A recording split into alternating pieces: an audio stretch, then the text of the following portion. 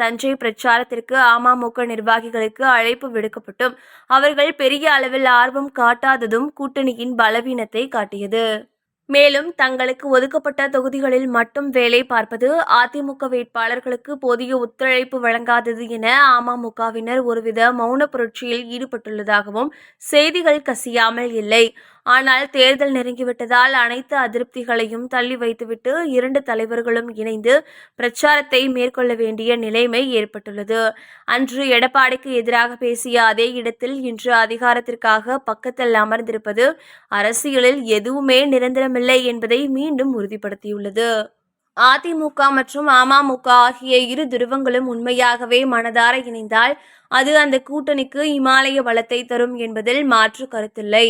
கடந்த காலங்களில் தனித்தனியே போட்டியிட்டு வாக்குகள் சிதறியதால் இழந்த வெற்றிகளை இந்த ஒருங்கிணைப்பு மீண்டும் மீட்டெடுக்க உதவும்.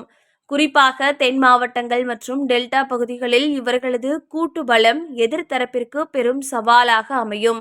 தலைவர்களின் கைகோர்ப்பு அடிமட்ட தொண்டர்களிடையே ஒரு புதிய உற்சாகத்தை பாய்ச்சி தேர்தல் பணிகளில் தொய்வில்லாத வேகத்தை கண்டிப்பாக உருவாக்கும். எனினும் இவர்கள் வெறும் தேர்தல் வெற்றிக்காக மட்டும் இணையாமல் கொள்கை ரீதியாக ஒன்றுபட்டால் மட்டுமே அந்த பலம் நிலையான வெற்றியாக மாறும். இல்லையெனில் இது ஒரு தற்காலிக அரசியல் அட்ஜஸ்ட்மெண்டாகவே பார்க்கப்படும். பொறுத்திருந்து பார்ப்போம்.